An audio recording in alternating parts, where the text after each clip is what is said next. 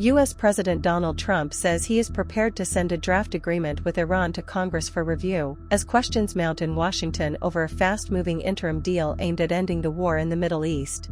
The agreement, announced on Sunday, is described by officials as a memorandum of understanding designed to extend an existing ceasefire by 60 days while negotiators work toward a permanent settlement. According to sources, the framework would also reopen the Strait of Hormuz, a critical global shipping lane that has been heavily disrupted since fighting escalated in February.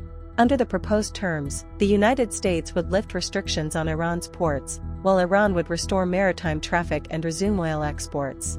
A senior U.S. official also said Tehran would be allowed to immediately begin selling oil, supported by banking, transport, and insurance channels.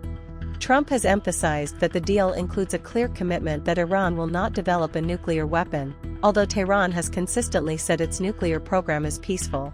The interim arrangement also outlines a potential $300 billion reconstruction fund, which could be activated later in the process if Iran meets key conditions. The fund would reportedly be financed by private investors and Gulf partners, though details remain unconfirmed. Despite the announcement, the full text of the agreement has not been released, and many lawmakers in Washington say they have not been briefed. Several Republicans and Democrats have expressed concern over the lack of transparency. Senate Democratic leader Chuck Schumer said Congress had received no detailed explanation of the deal, calling for a full briefing on its contents and implications.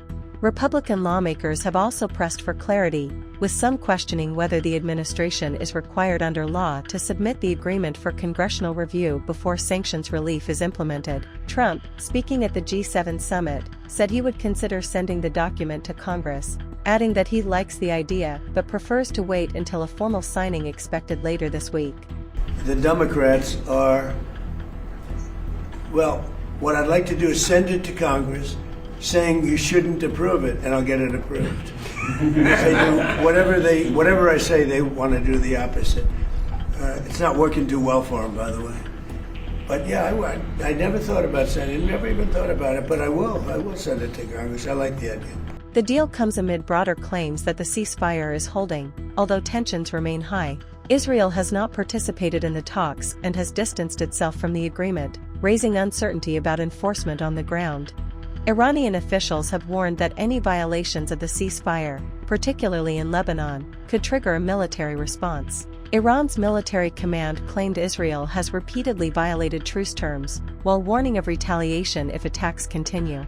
Israel's leadership, including Prime Minister Benjamin Netanyahu, has said it is not bound by the agreement, adding further uncertainty to the diplomatic process. Meanwhile, Iran's parliament has urged Washington to fully implement the deal, warning that any breach would undermine trust and derail progress toward a final settlement. The agreement also extends a broader 60-day negotiation window covering nuclear issues, sanctions relief, and regional security arrangements. Oil markets have reacted sharply to the developments, with prices falling as investors anticipate a possible easing of tensions and a gradual reopening of energy flows through the region. Both sides say the current memorandum is not a final peace agreement, but a temporary framework intended to build toward a longer-term settlement under continued negotiations.